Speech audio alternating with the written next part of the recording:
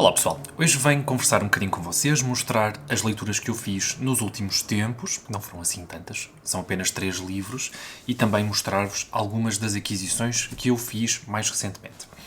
Portanto, como eu já disse, foram apenas 3 os livros que eu li assim até agora, não é? Desde o último vídeo, e o livro que eu li há mais tempo, desta pilhazinha aqui que eu juntei para vocês, para vos mostrar, foi O Noite, do escritor romeno Elie Wiesel. Portanto, aqui neste registro biográfico, não é? Autobiográfico, nós temos acesso à experiência traumática do Holocausto, pelo Elie Wiesel, que foi Prémio Nobel da Paz em 1986. Portanto, enquanto era bem pequeno, jovem, ainda na pré-adolescência, o Elie Wiesel, sendo judeu, foi encaminhado, juntamente com a família, para campos de concentração, desde logo Auschwitz, Birkenau, entre outros, tanto na Polónia como na Alemanha, e dessa forma experienciou na pele os terrores do Holocausto. E é mais uma história absolutamente necessária, é preciso nós termos noção de que isto de facto aconteceu e é uma voz importantíssima. Não há, como não poderia deixar de ser, qualquer tipo de intenção de florear a escrita. Tudo o que acontece aqui é narrado de forma bastante despida, despojada, sem qualquer pretensão a não ser transmitir um testemunho. E é tristíssimo perceber então que neste momento, neste período, que ainda durou mais de um ano, o Elie Wiesel perdeu grande parte da sua família próxima, à exceção de 2 irmãs mais velhas, que antes da retirada dos judeus da Roménia, da Polónia, emigraram. Não é? Portanto, conseguiram escapar aos horrores do Holocausto. E ele depois, mais tarde, pôde reunir-se com elas. Posso aproveitar para vos mostrar aqui, acho que tem uma fotografia, não, por acaso não tem fotografia do Elie Wiesel. E nesta edição, que é uma edição bastante recente, da Dom Quixote, nós temos uma introdução do também escritor François Mauriac, e que diz quão necessário era termos aqui um registro deste escritor também, o Elie Wiesel também era escritor. E este livro faz parte aquela que é considerada uma trilogia de livros autobiográficos, sendo que O Noite é o primeiro. A Dom Quixote ainda não publicou os restantes, mas assim que publicar eu vou gostar muito de ler. Isto porque, sem quaisquer spoilers, não há spoilers por uma coisa destas, não é? Sejamos sinceros, o livro termina com a libertação dos judeus, entre outros, presos dos campos de concentração na Alemanha. Portanto, aquele momento em que os soldados, neste caso os americanos, vão libertar todas as pessoas dos campos de concentração e aquilo que encontram são autênticos cadáveres. E o momento mais marcante aqui de todo o livro é quando o Elie Wiesel, depois então desse momento de libertação, se olha pela primeira vez ao espelho. E o que vê é a própria morte. Horrível. Portanto, sim, se vocês tiverem aqui interesse, não é, em conhecer um testemunho horrível, não é, em primeira mão do Holocausto, de uma pessoa sensacional, tem aqui uma excelente recomendação, então, da Dom Quixote. Depois, uma escritora que eu já queria ler há imenso tempo, também uma aquisição bastante recente, à semelhança ali do Noite, do Elie Wiesel, era uma escritora que teve um boom extraordinário, antes, ou melhor, primeiro, melhor dizendo, do Booktube Internacional. Eu lembro-me perfeitamente de quando se falava em prémios Booker Prizes e coisas assim do género. Ela estava sempre nomeada e foi uma escritora que eu ouvi então muito falar no Booktube Internacional, principalmente no canal da Mercedes, na Jane Campbell também, por aí fora, que é a Anne Kang. E eu nunca li nada. Depois a Anne Kang acabou por ter aqui um boom também no Booktube português, desde logo com a leitura do A Vegetariano, Atos Humanos, inclusive o Livro Branco, que eu também acho que já está cá editado, e este aqui é o livro mais recente da Anne Kang. Eu decidi ler a versão em inglês, porque é uma tradução direta do coreano.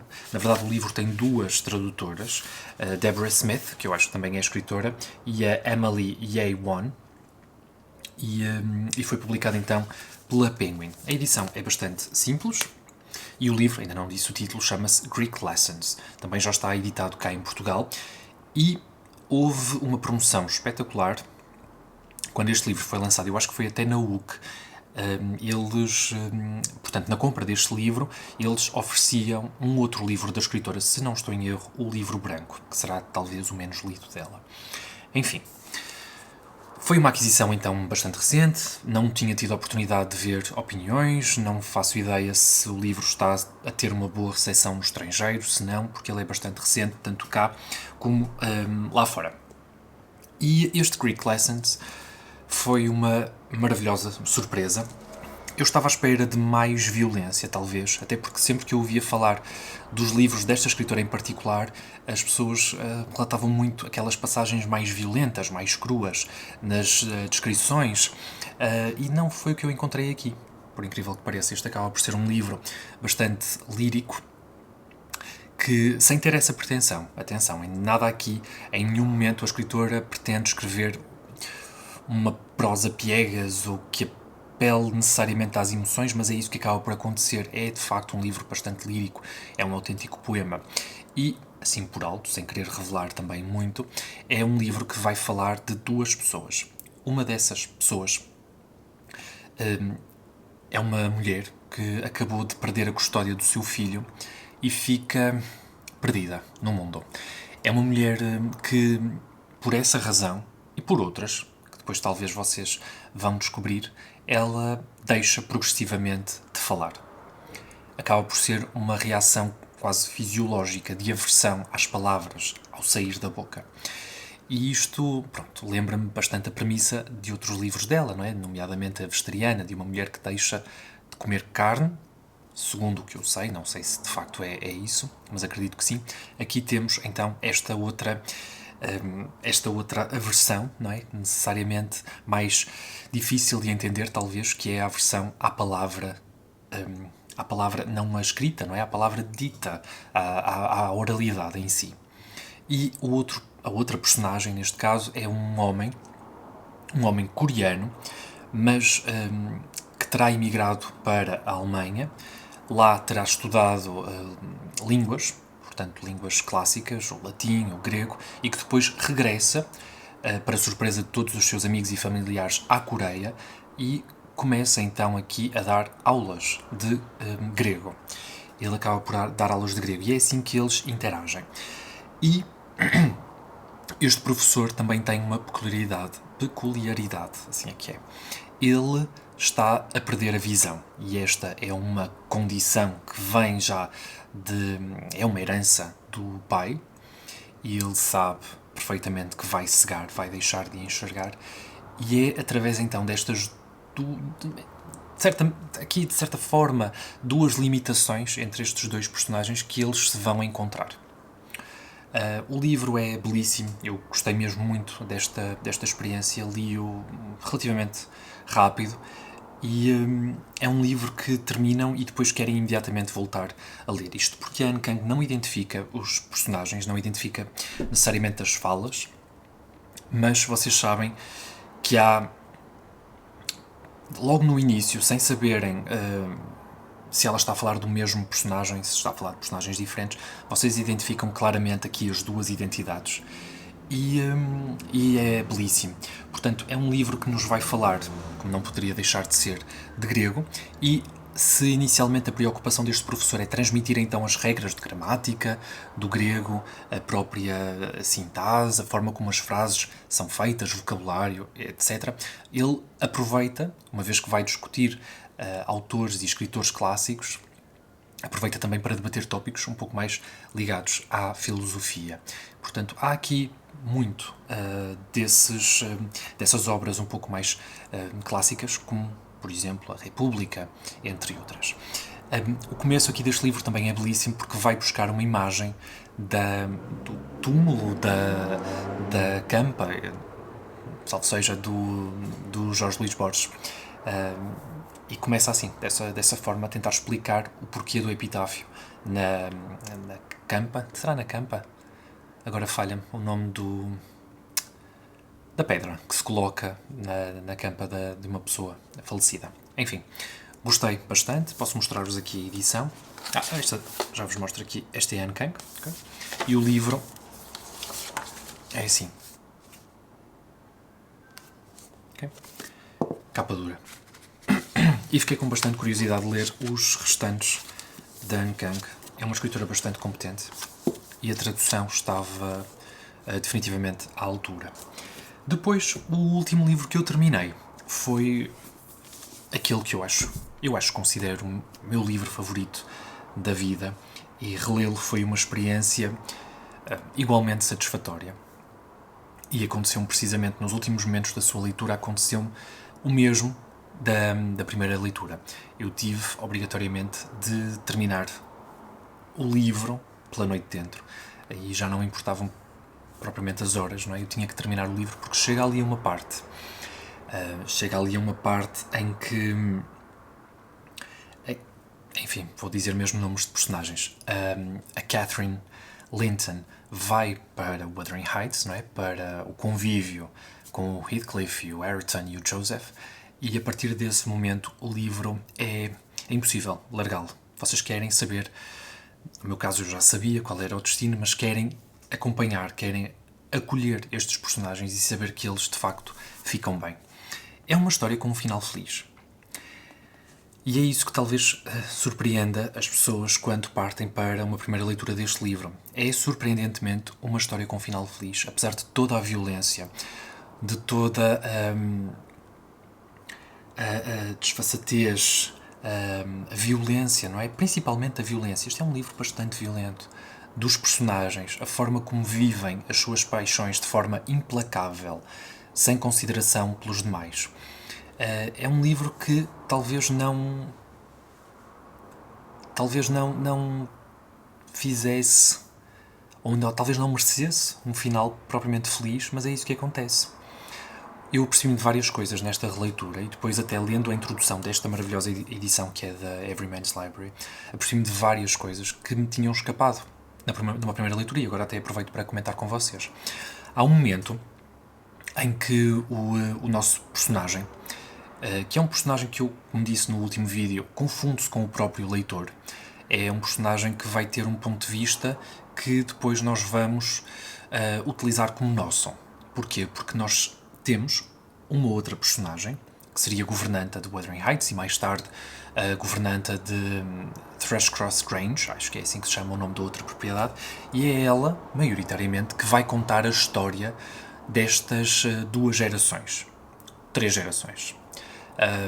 Que são as gerações dos Earnshaw, as gerações dos Linton, e aqui pelo meio o Heathcliff, que vem assim um bocado cai aqui um bocado de paraquedas entre estas duas famílias. E nós temos acesso a toda esta história graças a essa governanta, que é a Nellie Ellen. Ela tem esse nome, tem essa alcunha. E há um momento em que este personagem, que é o Lockwood, ele fica alojado em Wuthering Heights, ele fica alojado naquela casa, e o Heathcliff permite-lhe ir para o antigo quarto da Catherine, quando ela era jovem, antes de casar. E ao ficar lá, o Lockwood ele vai reparar nas inscrições que estão feitas na secretária, junto aos livros da própria Catherine. Vai reparar nas inscrições que ela fez. E ela inicialmente escreve Catherine Earnshaw, Catherine Heathcliff e Catherine Linton, que de certa forma estabelece aqui quase uma cronologia do que lhe vai acontecer à Catherine original, digamos assim.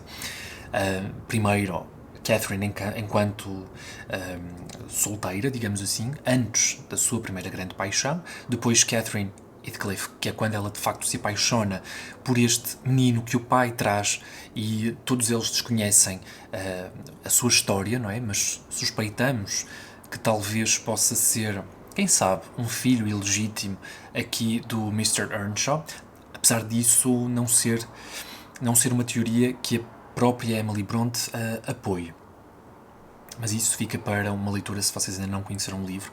É uma das coisas que eu também não apoio. Eu não acredito que o Heathcliff seja filho ilegítimo aqui do Mr. Earnshaw. Isso não me faz sentido. Acredito sim que ele tenha tido um momento de elevada piedade para com esta criança abandonada e decidiu trazê-la para a sua casa. Enfim, Catherine Heathcliff, portanto, aqui esta primeira paixão, e grande paixão da sua vida, e depois Catherine Linton, quando a Catherine decide casar não com a paixão que tem, não é? Com o seu grande amor, mas com aquele outro homem, um personagem talvez mais... que lembraria talvez até de um romance de Jane Austen, mais... como é que ela começa... estava a pensar no começo do Orgulho e Preconceito. Enfim, um bom partido a todos os níveis seria este Linton, este personagem, e a Catherine decide casar com ele. E então estas 3 inscrições que revelam o seu percurso, mas revelam também o percurso da sua futura filha, em reverso. Portanto, a sua filha também de nome Catherine, também tem o nome Catherine Linton, como a mãe, e depois Catherine Heathcliff, porque ela casar-se-á com o filho do Heathcliff, portanto passa a ser esse o nome dela, Catherine Heathcliff, e depois, mais para trás então, Catherine Earnshaw, porque ela por fim casa com o filho do seu tio materno, o Hindley Earnshaw. Portanto, ela casa-se com o Hareton. Enfim, este pormenor da secretária com as inscrições foi sensacional. Perceber então que nestas inscrições está a cronologia de todo o livro. É uma revelação, acaba por ser uma espécie de, não vou dizer spoiler, não é? Mas acaba por ser uma autêntica revelação do que vai ser o livro, do que a Emily Bronte tem planeado para nós. Este foi um livro que foi publicado no mesmo ano do Jane Eyre e do Agnes Grey, e o Jane Eyre teve, de facto, bastante sucesso já nessa altura, este não, nem o Agnes Grey. Este foi um livro que só foi redescoberto ali nos inícios do século XX, houve grandes ensaístas que começaram a debater esta obra, e é sem dúvida considerada a grande obra das irmãs Brontë. Sem qualquer dúvida, o Wuthering Heights, O Mundo dos Vendavais, é esse livro magno, é o livro que finalmente fez os críticos, os escritores, os leitores masculinos olharem para a literatura feminina. Finalmente. Porque a literatura feminina sempre teve a qualidade, sempre teve mérito, mas era simplesmente desdenhada. Daí o Wuthering Heights e todos os outros livros das Irmãs Brontë terem sido publicados, inicialmente, sob a forma de pseudónimos. Portanto, elas eram os irmãos Bell, supostamente. Enfim, este livro foi na altura recebido com bastante desdém, não podia deixar de ser, apesar de grande parte dos críticos concordar que havia aqui uma força enigmática que permeavam aqui estas páginas. E, de facto, é impossível de não notar a qualidade na escrita de Emily Brontë.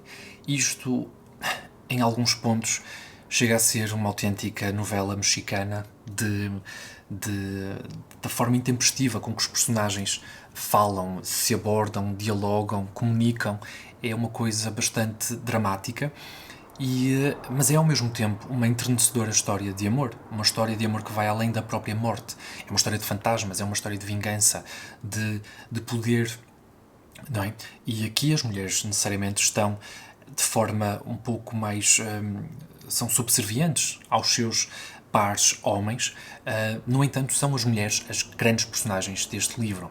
São, sem dúvida, desde logo a começar pela narradora, que faz o reconto perfeito desta história, destas duas histórias, destas famílias, nestes morros, nestes grandes montes cheios de vento, de gelo, de lama, de desolação autêntica. Portanto, é uma prova de qualidade aqui o que a Emily Brontë fez com este livro. E relê-lo foi, então, como eu já disse, uma autêntica maravilha. E, como eu estava a dizer inicialmente, é um livro que surpreendentemente tem um final feliz. Aqui a pessoa que escreve a introdução refere que há sempre a pessoa que prefere o romance do Heathcliff e que o vê como um grande herói. Ora, claro que o Heathcliff é um herói, foi assim que a Emily Brontë construiu a história inicialmente, antes de tomar conhecimento que a Catherine Earnshaw pretendia casar-se com o seu rival, que seria aqui o Linton. Depois disso, Heathcliff torna-se um vilão, mas um dos grandes vilões da literatura, mas sem qualquer dúvida, porque ele prejudica todas as pessoas que se interponham no seu caminho, todas as pessoas que barrem o seu objetivo de se tornar senhor de tudo aquilo, de tudo aquilo que a Catherine alguma vez foi senhora. Enfim, Acho que também não preciso de estar aqui a debater mais aspectos deste livro. Gostei imenso, não há dificuldade absolutamente nenhuma de o ler em inglês, com exceção então das falas do Joseph, que são difíceis. Se já são difíceis em português, eu tive dificuldade em português para entender, com aquela tradução transmontana que a Relógio d'Água escolheu. Aqui, porque a Emily Bronte deturpa de facto a língua inglesa para transmitir o sotaque do Joseph. E o Joseph é uma espécie de aura aqui maléfica, sempre que está presente alguma coisa de mal acontece. E as falas dele, então, são num inglês bastante deturpado, que muitas vezes nem os personagens que estão presentes conseguem perceber. Mas, enfim, fora isso, o livro é completamente inteligível, facílimo de perceber, e talvez esse tenha sido um aspecto para ele ter sido desconsiderado durante tanto tempo. Como é que um livro que se lê assim sofregamente pode, de facto, ser um livro que traz tanto para a mesa, tanto para ser discutido, que se adapta a diferentes tempos, a diferentes leitores. E de facto é um livro que se lê de forma sôfrega, especialmente no fim, porque vocês querem conhecer o que raio vai acontecer a estes personagens que vos são tão queridos, especialmente o Ayrton e a Catherine. É um autêntico também hino à literatura e ao poder dos livros. O que une no fim estes dois personagens é nem mais nem menos do que a literatura. São os livros. Os livros unem estes dois personagens. E os livros conseguem algo que mais nenhuma outra coisa consegue. É o carinho da Catherine pelo livro e a sua tentativa de tentar instruir o Ayrton, que vai fazer deles pessoas tão cúmplices uma da outra aqui no final do livro. E em menos, sei lá, de 20 páginas, a Emily Bronte devolve-vos a esperança completa na humanidade. Enfim, vou deixar então de falar aqui deste livro e vamos passar aos próximos. Os livros que eu estou a ler no momento, e espero que vocês tenham notado o meu entusiasmo aqui pela leitura do Montes Vendavais, os livros que eu comecei a ler, melhor dizendo, foram então, primeiro, Ensaios sobre Literatura, do Walter Benjamin. Portanto, eu quero continuar o projeto 12 para 2023. O vídeo está disponível cá no canal, se vocês quiserem perceber que lista de livros é que eu selecionei para ler este ano. Este aqui era um desses. E eu já li o primeiro ensaio, que era bastante curtinho. O segundo ensaio já tem mais de 100 páginas e vai falar sobre a obra de Goethe, As Afinidades Eleitivas, que foi um livro que eu não li. Agora imaginem, ler 100 páginas sobre um livro que vocês não leram. Eu não me importo nada com isso, só sei que talvez retirasse muito mais se tivesse lido essa obra em específico do Goethe, mas não aconteceu. Enfim, o Walter Benjamin, tendo em conta o que eu já li, que não foi assim tanto, é um autêntico erudito. Eu tenho que ler e reler as frases várias vezes para tentar extrair algum significado daquilo que ele está a dizer. E o facto de não ter lido o romance do Goethe, que é o ensaio atual que eu estou a ler, talvez dificulte um pouco a interpretação. Enfim, mas quero continuar. Há aqui muito que eu quero conhecer, especialmente aqui os ensaios que ele tem sobre o Proust, sobre Kafka e sobre o Robert Walser, que é um escritor um pouco esquecido e do qual eu tenho ali algumas edições. Depois, hoje comecei o Jogo da Cabra Cega, de José Régio, e estou a gostar. É um livro que, segundo o que diz aqui, porque o próprio escritor reconhece as suas inspirações, é um livro que lembra obras de Dostoiévski e, na verdade, este começo lembra-me O Eterno Marido, porque a personagem principal acaba por ter um encontro com um estranho e este estranho fica-lhe gravado na mente, que é algo que acontece ali também de forma mais ou menos parecida no Eterno Marido, mas acredito que a história vai ter um desenvolvimento diferente. Nesta história acompanhamos um personagem, mais uma vez uma personagem, enfim, acho que não há diferença agora, que está a alugar um quarto, vive a dar explicações e é um autêntico descontente da vida. Vamos ver qual é que será o seu rumo. Agora aproveito para vos mostrar alguns dos livros, das aquisições mais recentes desde o último vídeo que eu gravei aqui para o canal. Ok? Vamos lá. Nós hoje tivemos que ir ao Porto e aproveitamos para ir conhecer a nova FNAC do Estádio do Dragão, do Shopping Alameda, e fiquei com bastante pena, porque onde está a loja atual da FNAC era a antiga loja da Bertrand, que era uma loja maravilhosa, grande, onde vocês podiam sentar a ler um bocadinho os livros, e agora está uma FNAC. Eu não desgosto particularmente da FNAC, eu gosto e acho que fizeram muito bem em colocar os livros logo na entrada para lembrar que aquilo antes era uma livraria, o único produto para venda, sei lá, 99% dos produtos para venda naquela loja eram livros, e acho que a FNAC fez muito bem em colocar os livros logo na entrada. Mas fiquei com bastante pena da Bertrand ter passado para uma loja superior, para uma loja bem mais pequenina, mas que eles conseguiram arrumar de forma brilhante. Não tem tanto espaço para uma pessoa se sentar a ler, isso é verdade, mas acabaram por organizar a livraria de uma forma belíssima. Então, eu não comprei nada na FNAC e decidimos ir então conhecer a Bertrand, a nova loja, e decidimos comprar lá algumas coisas. Pelo que estes livros que eu vos vou mostrar agora foram comprados na Bertrand do Alameda, portanto, Shopping Alameda. E sempre que eu vou com a Emanuela às compras, nós decidimos aqui escolher mais ou menos a meias os livros que vamos levar, sendo que muitas vezes o que acaba por acontecer é que eu tenho curiosidade para ler os livros que ele selecionou e ele também tem curiosidade para ler os livros, aliás, que eu seleciono. Enfim, ele escolheu o Serotonina, que é um romance que o Alexandre também recomenda bastante. E temos aqui, por exemplo, uma citação do Le Soir que diz: serotonina é um grande espelho colocado diante do nosso mundo e o seu reflexo dá medo. Diz aqui que Florent Claude Labrouste tem 46 anos, é funcionário do Ministério da Agricultura e detesta o seu nome. Divide o apartamento na periferia de Paris com Yuzo, a namorada japonesa, muitos anos mais jovem. Cínico, profundamente desesperançado e intimamente só, tudo lhe parece insuportável. A França está à beira do precipício, a Europa ameaça ruir, a sua vida é um beco sem saída. Portanto, acredito que terá aqui também muita crítica social à mistura. E pronto, temos um romance do Houellebecq que finalmente podemos ler. Este outro já foi uma escolha minha, porque aqui há uns tempos eu não estava a fazer vídeos para o canal, infelizmente não ficou o registro de absolutamente nada. Eu li livros do escritor português Almeida Faria e fiquei mind blown com a qualidade que encontrei. Isto, eu não tinha sequer comprado os livros, eu estava a ler os livros da Biblioteca Almeida Garrett do Porto e li o Cortes e li o Paixão, acho que é assim que se chama. Deixem-me só confirmar. Eu não sei se eles têm aqui os livros.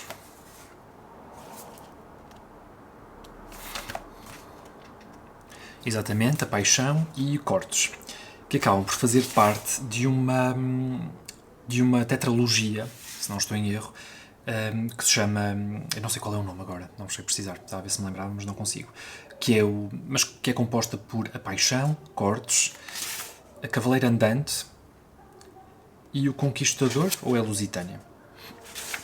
Que eu acho que é o Lusitânia, que faz parte da tetralogia. Ele tem várias obras, felizmente. E o livro que eu decidi trazer foi então o Rumor Branco. Rumor Branco. Este aqui foi o primeiro livro que ele publicou, com 19 anos, muito tenrinho, e já tive a oportunidade de ler aqui as primeiras frases e é sensacional perceber não só a qualidade, mas também a ousadia de um puto de 19 anos escrever algo assim. E de facto é formidável. Temos aqui 3 citações. A primeira é de Virgílio Ferreira.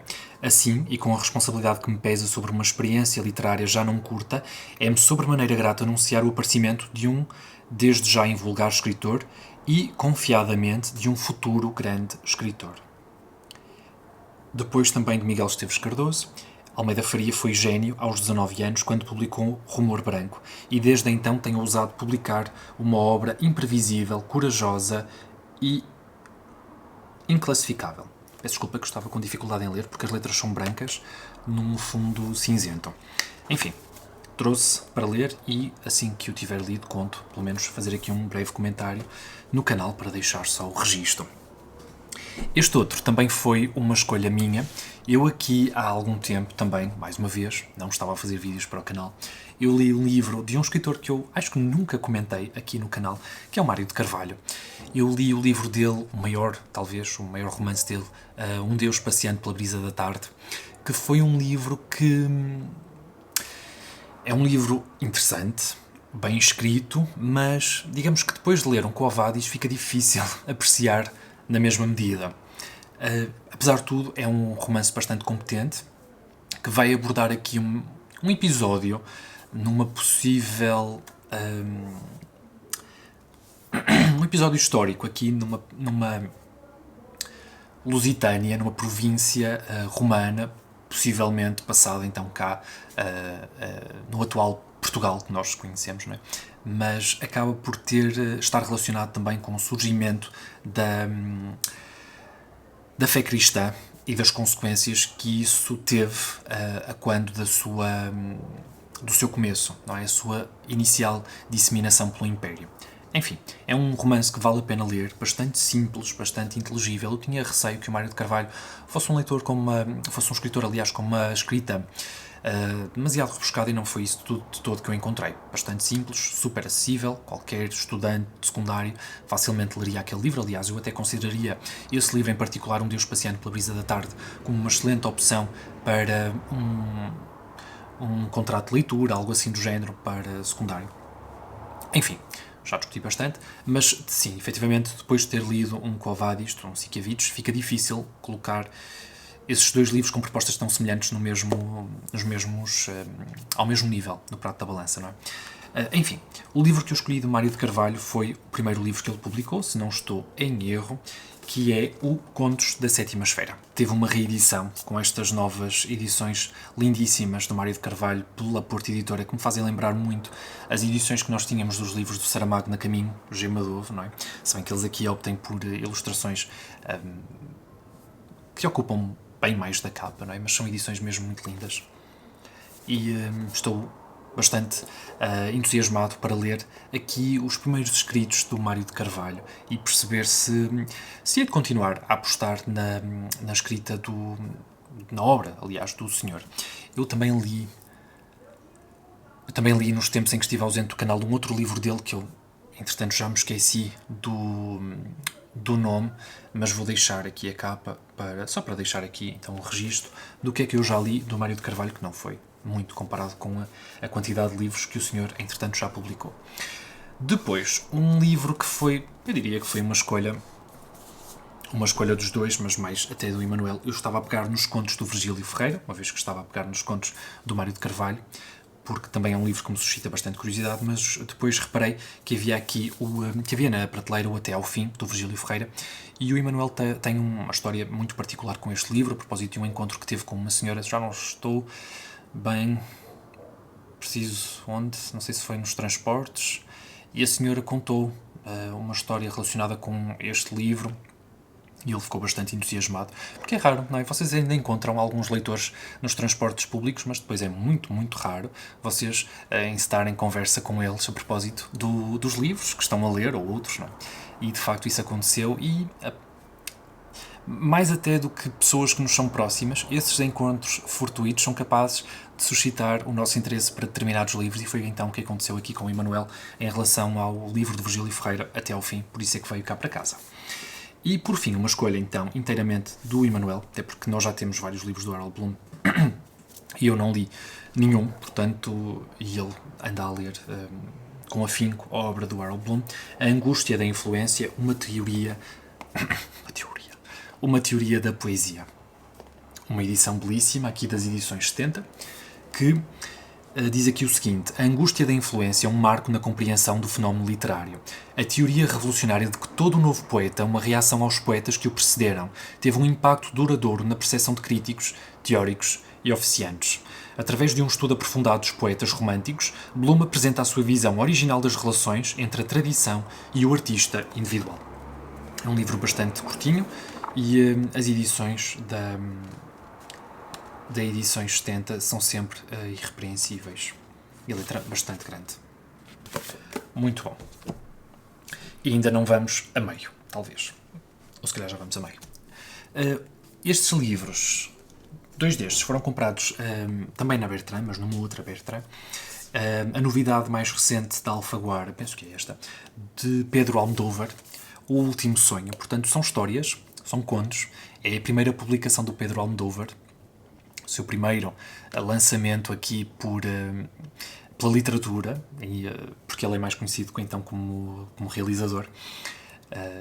E estamos bastante curiosos. Nós somos fãs do Almodóvar, já vimos grande parte da sua obra cinematográfica e estou curioso para perceber o que é que ele deixou de fora, porque várias destas histórias não foram aproveitadas para o cinema por algum motivo, não é? Com certeza ele terá aproveitado as melhores histórias para o cinema. Estas aqui talvez não sejam, ou talvez ainda não tenham tido, ou ele não tenha tido a oportunidade de as desenvolver o suficiente para depois gravar um filme. Enfim, estou a inventar, estou a especular, não faço ideia. Esta capa é sensacional e eu sou um pouco crítico das edições da Alfaguara. As traduções nem sempre me convencem, mas enfim, aqui é uma tradução do espanhol para o português. Em princípio será um pouco mais tranquilo, mas apesar de tudo, agora que penso, uma das traduções que me afligiu um pouco foi a tradução que fizeram dos livros do Javier Marias, O Teu Rosto da Manhã, acho que era esse. Eu comecei a ler esse livro e achei aquele intragável. Enfim, portanto espero que eles entretanto já tenham melhorado um pouco nesse aspecto da tradução. Cá está, digam-me se estão curiosos, se estou a ficar gago, se gostam de Almodóvar e se sim, que filmes é que vocês recomendam dele, ok? Depois, um escritor japonês clássico, já tem bastante tempo, aliás, é conhecido como um grande romancista do Japão do início do século XX, ou finais do século XIX, e este aqui acaba por ser o seu livro mais emblemático, mais conhecido, Eu Sou um Gato, de Natsume Soseki. E temos aqui uma grande recomendação de Murakami, que diz: o meu escritor japonês preferido. Tenho bastante curiosidade. Quando vi isto na livraria, eu disse: quero. Aliás, eles já têm 2 livros deste escritor japonês disponíveis. Aqui a Presença fez um trabalho brilhante. A edição está irrepreensível. E, aliás, o outro livro é Kokoro. Eu não sei qual deles é que saiu primeiro. Acredito que este tenha sido o lançamento mais recente. Enfim, estou bastante curioso. E de investigar mais um novo escritor japonês. Cá está. Este outro livro foi, digamos que foi um acrescento ou uma encomenda que nós fizemos na Amazon. Eu já nem me lembrava que tínhamos encomendado isto, então quando ele chegou fiquei de queixo caído. Que é uma edição da Everyman's Library. Vocês sabem que eu sou fã dessa editora, The Collected Stories, do Thomas Mann. Portanto, temos aqui todas, grande parte da obra curta de ficção do Thomas Mann, desde novelas, contos, só para contextualizar um bocadinho e dizer o que é que realmente a edição contém. Vou só deixar aqui o índice.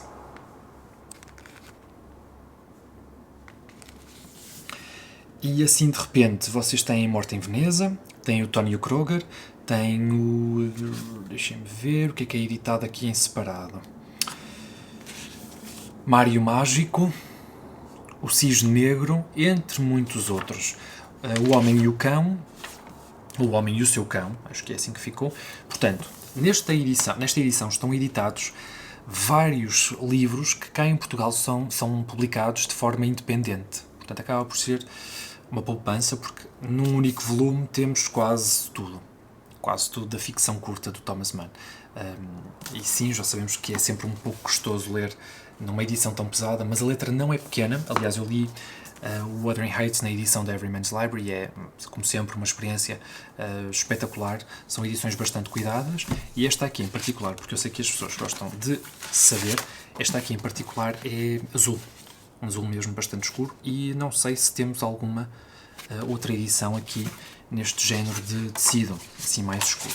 Fiquei mesmo muito contente, e Thomas Mann é sem dúvida um escritor favorito, do qual tanto eu como o Emanuel queremos ler absolutamente tudo.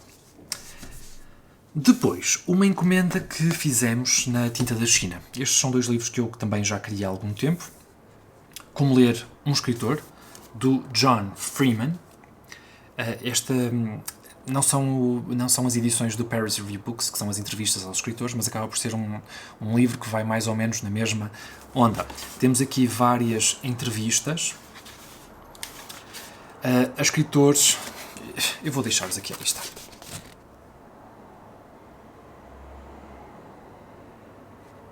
Impressionante. A lista de escritores que esta pessoa entrevistou é excepcional e como não estar curioso.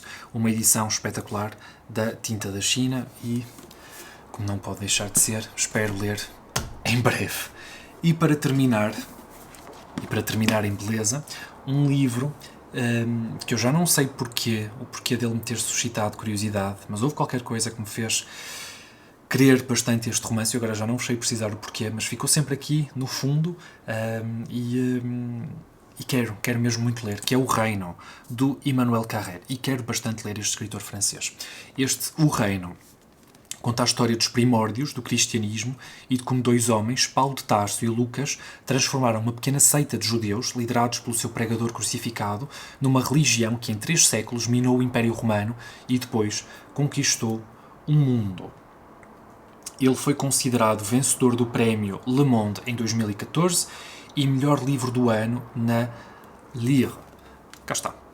Eu espero gostar bastante deste livro. Eu não sei sequer, já não me recordo, se ele entra como romance ou não. Eu acredito que não. Mas tenho mesmo muita curiosidade. Depois de ler o Quo Vadis, eu... Enfim, não é que tenha procurado assim tanto livros com essa temática, mas detesto esta palavra, temática. E pronto, saiu. Mas tem-me fascinado particularmente os primórdios do cristianismo, toda essa época de perseguição, mas é certo que também li apenas, apesar de não estar a falhar a memória, terei lido outras coisas, mas o que me vem mesmo à memória então com o Quo Vadis, que é um livro que marca, foi um livro que eu gostei bastante quando li e que fala essencialmente de uma espécie de corrupção da elite romana pelos pobres, pelos malfadados, os tristes primeiros cristãos, não é? Portanto, acaba por haver ali acaba por ser mesmo isso, uma corrupção de uma nobreza associada então aqui até bastante próxima do imperador pelos primeiros cristãos. E é um tema que me fascina bastante, e a forma como o Cinco Vídeos escreveu os próprios personagens de Paulo, de Pedro, é impressionante. É impressionante. Cria-se mesmo uma visão destes dois homens em específico. E fora isso, o livro é uma autêntica montanha-russa de emoções. Portanto, vale a pena ler. E eu espero então, não sei de facto se é romance ou não, creio que não, mas que pelo menos me dê mais informações acerca desse período em específico da nossa história.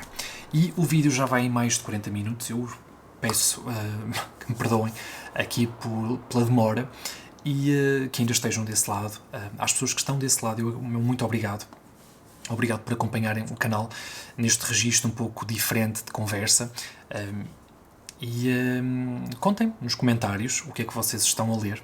Eu planeio fazer algo um pouco diferente já no próximo vídeo, que é, em vez de responder, ou para além de responder aos comentários por escrito, apesar de eu não ter muito jeito para isso, verdade seja dita, vou tentar reunir os comentários que fizerem aqui no vídeo e responder em vídeo também. Portanto, acabar por gerar mais discussão, aproveitando os comentários que vocês gentilmente deixam nos vídeos, não é? Na caixa de comentários. Portanto, talvez pegar então nos comentários que vocês deixarem e no vídeo seguinte, em vídeo, responder e comentar e também, como é lógico, agradecer a vossa disponibilidade. O meu muito obrigado por estarem desse lado e vemos então no próximo vídeo. Ok? Tchau, pessoal!